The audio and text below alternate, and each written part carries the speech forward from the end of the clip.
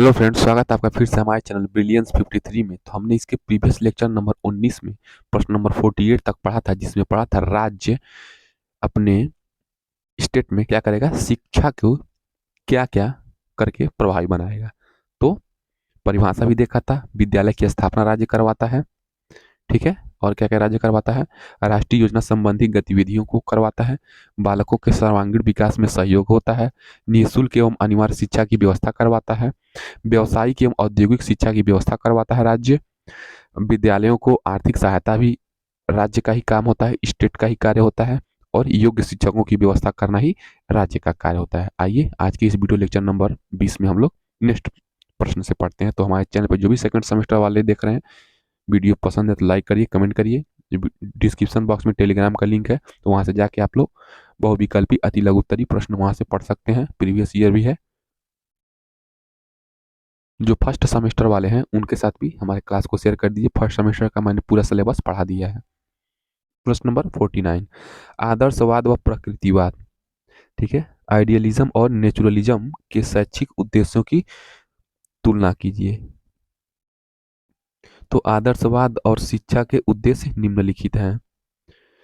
तो आदर्शवाद क्या करता है, तो मनुष्य को मनुष्य बनाना है, to make man a man. मानवोचित गुणों के अभाव में मनुष्य मनुष्य नहीं रह पाता है, अतः आध्यात्मिक शक्ति का ज्ञान मनुष्य के लिए आवश्यक है, ठीक है। मनुष्य को मनुष्य बनाता है। आत्मानुभूति का उद्देश्य, ऑब्जेक्टिव ऑफ सेल्फ रियलाइजेशन। आत्मानुभूति का अर्थ है आत्मा का ज्ञान। अतः शिक्षा का उद्देश्य प्रत्येक व्यक्ति में उचित शिक्षा के माध्यम से सामाजिक गुणों का विकास करना है। थर्ड क्या है, आध्यात्मिक विकास करना है, टू एंश्योर स्पिरिचुअल डेवलपमेंट। ये क्या करता है, टू एंश्योर, ये आशा, ये क्या बोलते हैं, ये निश्चित करता है कि स्पिरिचुअल डेवलपमेंट होना चाहिए। आदर्शवाद के अनुसार शिक्षा का उद्देश्य बालक को आध्यात्मिक दृष्टि से विकास करना है, यानी कि बालक के अंदर क्या होना चाहिए, स्पिरिचुअल दृष्टिकोण होना चाहिए।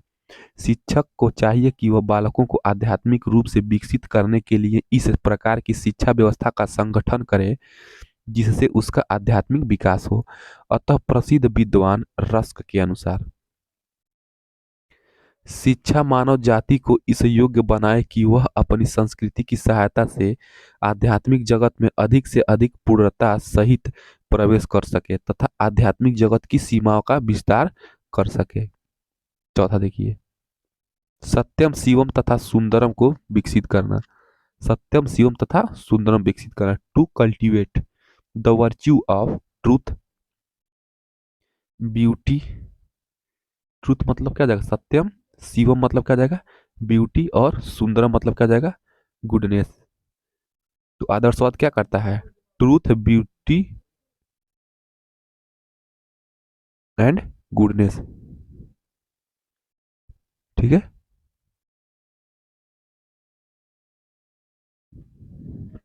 ट्रूथ, ब्यूटी एंड गुडनेस का विकास करना। तो आध्यात्मिक जगत की उन्नति के लिए सत्यम शिवम तथा सुंदरम जैसे चिरंतन मूल्यों को विकसित करना परम आवश्यक है। प्रत्येक व्यक्ति का कर्तव्य है कि वह इन मूल्यों को विकसित करे। जब तक इन मूल्यों को विकसित नहीं किया जाएगा तब तक आध्यात्मिक पूर्णता प्राप्त नहीं होगी।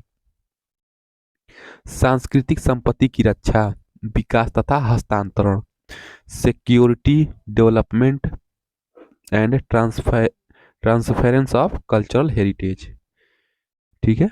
सिक्योरिटी होनी चाहिए, किसकी होनी चाहिए, सांस्कृतिक संपत्ति की, यानी कि कल्चरल हेरिटेज जो है उसका विकास होना चाहिए, और उसका क्या होना चाहिए, ट्रांसफरेंस, हस्तांतरण होना चाहिए। तो आदर्शवादियों के अनुसार धर्म, नैतिकता, कला, साहित्य, गणित, विज्ञान आदि के द्वारा मनुष्यों के नैतिक, मानसिक तथा कलात्मक कार्यों को विकसित किया जाता है। यानी कि आदर्शवादी विचारधारा के ये कहते हैं कि मनुष्य को क्या करना चाहिए, उनके देश में जो भी सांस्कृतिक संपत्ति है उसकी रक्षा करें, गणित, विज्ञान, धर्म, नैतिकता, कला, साहित्य में क्या करें, विकास करें। इस सांस्कृतिक संपत्ति पर प्रत्येक व्यक्ति का अधिकार समान रूप से होता है, अतः संसार के प्रत्येक व्यक्ति का कर्तव्य है कि वह इससे पूर्ण रूपेण परिचित हो जाए, वह इसकी रक्षा करे। छठवां क्या है? मूल प्रकृति को आध्यात्मिक प्रकृति में बदलना। तो conservation of inborn nature into spiritual nature. तो आदर्शवादी शिक्षा का छठा उद्देश्य बालक की मूल प्रकृति अर्थात मूल प्रवृत्तियों का शोधन करना तथा उन्हें सांस्कृतिक एवं सामाजिक वातावरण के अनुसार विकसित करते हुए उचित मार्गदर्शन द्वारा आध्यात्मिक बनाना है।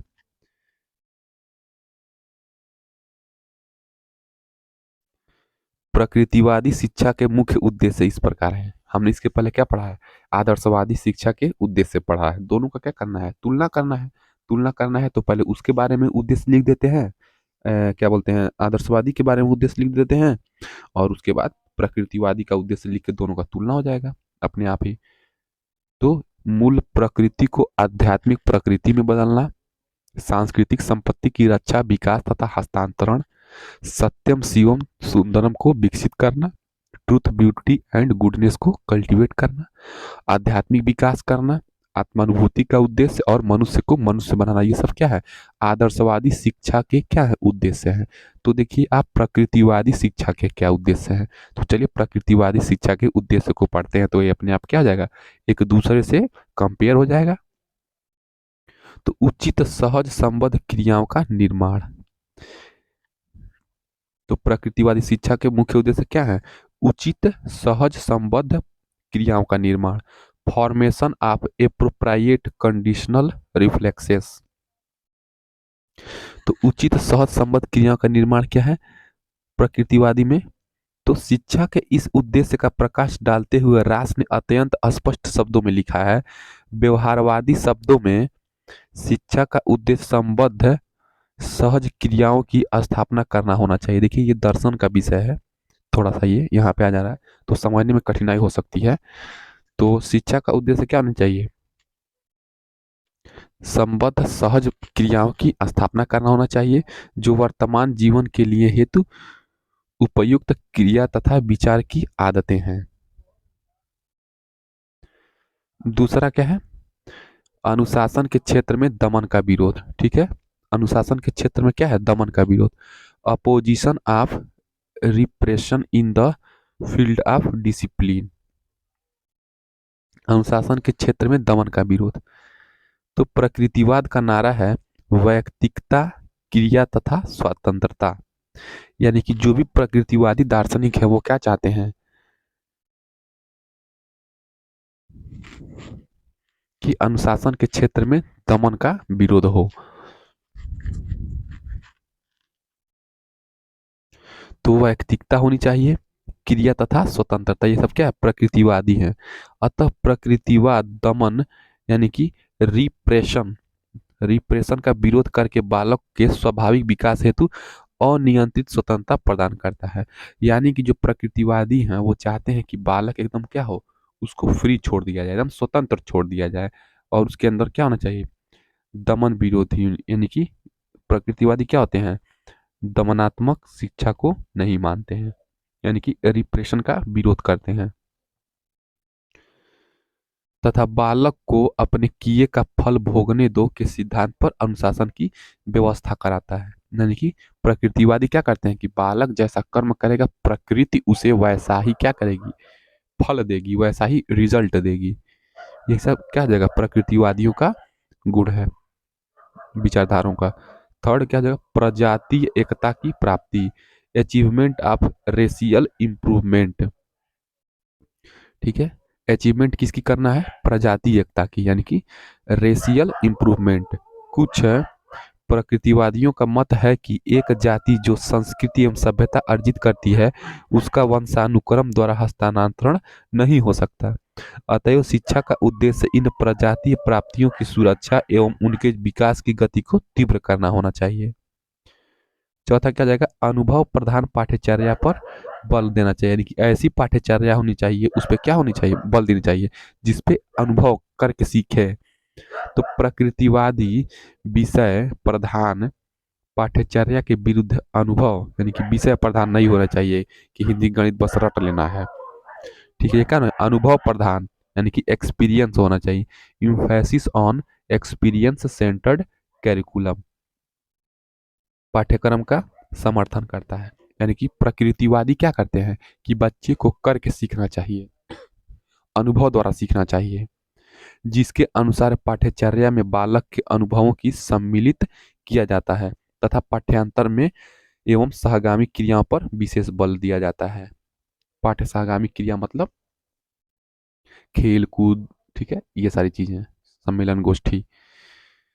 पांचवा देखिए, जीवन संघर्ष के लिए तैयार करना, preparing for the life struggle. यानी कि जो प्रकृतिवादी है वो क्या करते हैं, बच्चों को स्वतंत्र छोड़ दिया जाए और उनका विरोध नहीं किया जाए, दमन नहीं किया जाए, उनको अनियंत्रित स्वतंत्रता दिया जाए, अनकंट्रोल्ड इंडिपेंडेंस दिया जाए, ताकि उन्हें जो वो जैसा करेंगे प्रकृति उन्हें वैसा सफलता और रिजल्ट देगी। तो डार्विन जीवन संघर्ष के लिए तैयार कर रहे हैं, तो डार्विन जीवन के लिए संघर्ष तथा समर्थ की विजय नामक सिद्धांत में विश्वास करता था। डार्विन ने क्या कहा था, डार्विन ने कहा था जीवन के लिए संघर्ष करो, ठीक है, तथा समर्थ की विजय नामक सिद्धांत में विश्वास करता था। इस सिद्धांत के अनुसार मानव का विकास जीवन में संघर्षों के द्वारा ही हुआ है। यानी कि आपको जीवन में संघर्ष करना आना चाहिए। छठवां क्या हो जाएगा, मूल प्रवृत्तियों का शोधन, मार्गांतरीकरण और समन्वय। यानी कि purification, redirection and coordination and basic instinct. Purification होना चाहिए यानी कि शोधन होना चाहिए, रीडायरेक्शन यानी कि मार्गांतरीकरण होना चाहिए, अच्छे से उसको रीडायरेक्शनेट करना चाहिए, और समन्वय होना चाहिए यानी कि कोऑर्डिनेट होना चाहिए, मानी कि एक एक चीज से दूसरे चीज में क्या होना चाहिए, संतुलन होना चाहिए। और उसमें किस में होना चाहिए, मूल प्रवृत्ति में, बेसिक इंस्टिंक्ट में। मूल प्रवृत्ति का मतलब क्या जाएगा, बेसिक इंस्टिंक्ट। तो मैकडूगल के अनुसार शिक्षा का उद्देश्य मनुष्यों को उन उद्देश्यों को प्राप्त करने के योग्य बनाना है जो प्रकृति ने उसके सम्मुख रखे हैं और जिनका व्यक्तिक और सामाजिक मूल्य है। रास ने मैकडूगल की शिक्षा को उद्देश्य को स्पष्ट करते हुए लिखा है, शिक्षा का उद्देश्य सहज प्रवृत्तियों, ऊर्जाओं का शोधन, सहज आवेगों का मार्गांतरीकरण, समन्वय और तालमेल करना है। इस प्रकार आपका ये क्या बोलते हैं, प्रकृतिवादी शिक्षा का उद्देश्य हो गया, क्या क्या उद्देश्य है, 6 उद्देश्य है, और 6 उद्देश्य आपके आदर्शवाद का हो गया। तो आदर्शवाद और प्रकृतिवाद का शैक्षिक उद्देश्य का क्या हो गया, कंपैरिजन हो गया, 6 इसके और 6 इसके। नेक्स्ट प्रश्न,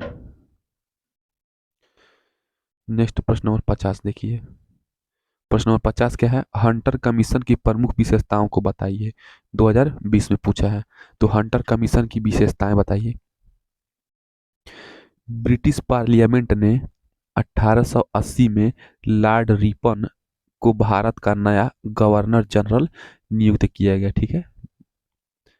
1880 में क्या किया गया, लॉर्ड रिपन को ब्रिटिश पार्लियामेंट ने क्या किया था, आपको पता है हमारा देश उस टाइम क्या था, अंग्रेजों का गुलाम था। तो लॉर्ड रिपन ने क्या किया था, भारत का नया गवर्नर जनरल के रूप में शपथ लिया था 1880 में। सन 1882 में लॉर्ड रिपन को गवर्नर जनरल की काउंसिल के सदस्य सदस्य सर विलियम हंटर की अध्यक्षता में भारतीय शिक्षा आयोग का गठन किया गया।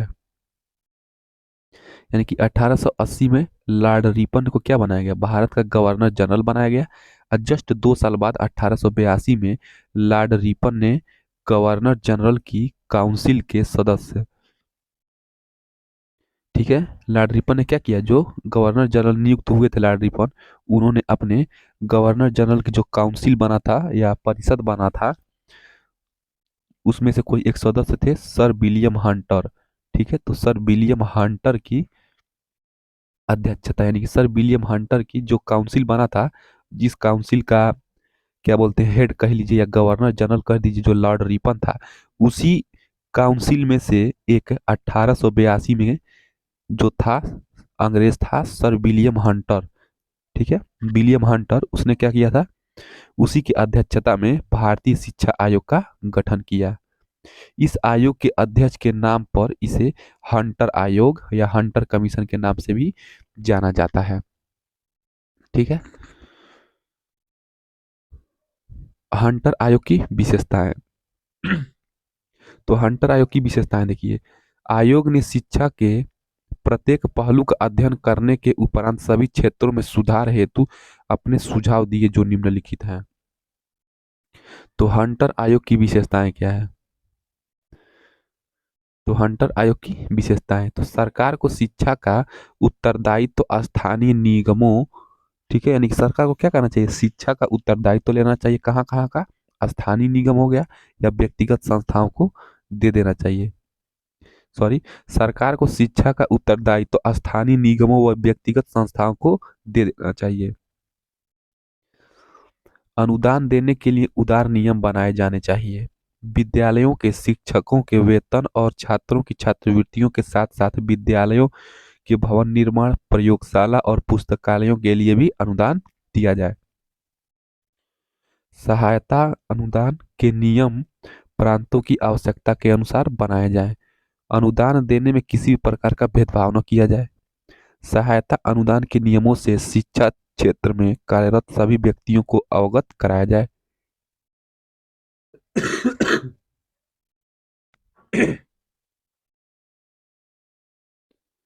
सहायता अनुदान की राशि समय से पहुंचाई जाए। सहायता अनुदान प्राप्त विद्यालयों के आंतरिक मामलों में दखल न दिया जाए। नेक्स्ट प्रश्न, ये था क्या, हंटर आयोग। ब्रिटिश पार्लियामेंट में हंटर आयोग 1880 में लॉर्ड रिपन को क्या बनाया गया था, भारत का नया गवर्नर जनरल, और 1882 में उसी गवर्नर जनरल ने अपने परिषद में या काउंसिल में से एक व्यक्ति चुना, सर विलियम हंटर, और उसी को अध्यक्ष बनाया भारतीय शिक्षा आयोग का, इसीलिए उसे हंटर आयोग कहा गया। ठीक,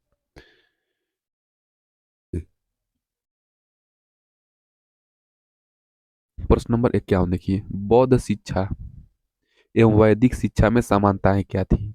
यानी कि जो बौद्ध धर्म की शिक्षा थी और वैदिक शिक्षा में क्या समानता थी? तो बौद्ध शिक्षा एवं वैदिक शिक्षा में निम्न समानताएं थी। तो बौद्ध शिक्षा इधर लिख लेंगे और वैदिक शिक्षा इधर लिख लेंगे। तो बौद्ध शिक्षा का लक्ष्य निर्वाण प्राप्ति था, लेकिन वैदिक शिक्षा का लक्ष्य मोक्ष प्राप्ति था। यानी कि बौद्ध शिक्षा में भी क्या था, निर्वाण को प्राप्त करना या मोक्ष को प्राप्त करना, और वैदिक शिक्षा में भी मोक्ष को प्राप्त करना था। बौद्ध काल में शिक्षा प्रारंभ की आयु 8 वर्ष थी, यानी कि बौद्ध काल में 8 वर्ष का जब बालक होता था तब उसे विद्यालय भेजा जाता था। वैदिक काल में शिक्षा प्रारंभ की आयु 9 वर्ष थी। बौद्ध काल में शिक्षा का प्रारंभ संस्कार से था, वैदिक काल में शिक्षा का प्रारंभ संस्कार से था। बौद्ध शिक्षा में कौन सा संस्कार होता था, आप लोग कमेंट करके बताएंगे, और वैदिक शिक्षा में कौन सा संस्कार होता था, ये आप कमेंट करके बताएंगे। भिक्षाटन यानी कि शिष्य की दिनचर्या थी। भिक्षाटन क्या थी, शिष्य की दिनचर्या थी। यही 4 समानताएं थी। नेक्स्ट प्रश्न नंबर 52। प्रश्न नंबर 52 क्या है, बौद्ध शिक्षा एवं वैदिक शिक्षा में कौन कौन सी असमानताएं थी?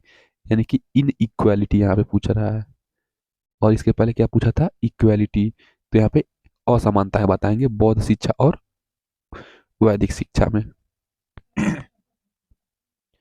तो बौद्ध शिक्षा, तो शिक्षा समुदाय प्रधान थी।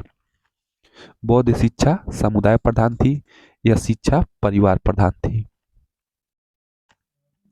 कालांतर में विलासिता की ओर अग्रसर हो गया बौद्ध शिक्षा, लेकिन ये जो वैदिक शिक्षा है ये जीवन सादगी पूर्ण था। बौद्ध धर्म का मकसद प्रचार था, ब्राह्मण धर्म का मकसद प्रचार नहीं था। उपसंपदा संस्कार के बाद आजीवन ब्रह्मचर्य था। इसमें समावर्तन संस्कार के बाद गृहस्थ जीवन में प्रवेश होता था।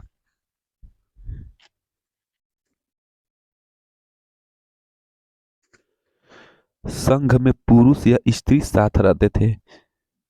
गुरुकुल में साथ रहना अनुमेय नहीं था, यानी कि इसमें जो बौद्ध धर्म में पुरुष स्त्री साथ रहते थे, लेकिन वैदिक शिक्षा में नहीं रहना था। माध्यम पाली या जन भाषा थी। बौद्धों की भाषा पाली थी या उनकी जन भाषा थी, लेकिन वैदिक काल में माध्यम संस्कृति थी, संस्कृत में पढ़ाया जाता था। जाति धर्म से परे व्यवस्था थी। बौद्ध शिक्षा क्या थी? जाति धर्म से परे थी। इसमें कोई जाति धर्म का भेदभाव नहीं था, लेकिन इसमें क्या था? जाति पर आधारित शिक्षा व्यवस्था थी। वैदिक शिक्षा ब्राह्मण क्षत्रिय वैश्य शूद्र। बौद्ध शिक्षा में संघ का विद्यालय पर नियंत्रण था। जो संघ था बौद्ध बौद्ध धर्म का, उसका विद्यालय पर क्या था? नियंत्रण था। लेकिन इसमें वैदिक शिक्षा में गुरुकुल नियंत्रण से मुक्त था। बौद्ध काल में संघ का वर्चस्व था। बौद्ध काल में क्या था? संघ का वर्चस्व था। लेकिन वैदिक शिक्षा में वैदिक काल में गुरु का वर्चस्व था। यही आपका असमानता हो जाएंगे बौद्ध शिक्षा और वैदिक शिक्षा में। जो भी नेक्स्ट प्रश्न होगा हम लोग नेक्स्ट वीडियो से पढ़ते हैं। तब तक हमारे चैनल को लाइक शेयर सब्सक्राइब कर दीजिए। मिलते हैं नेक्स्ट वीडियो में। जय हिंद।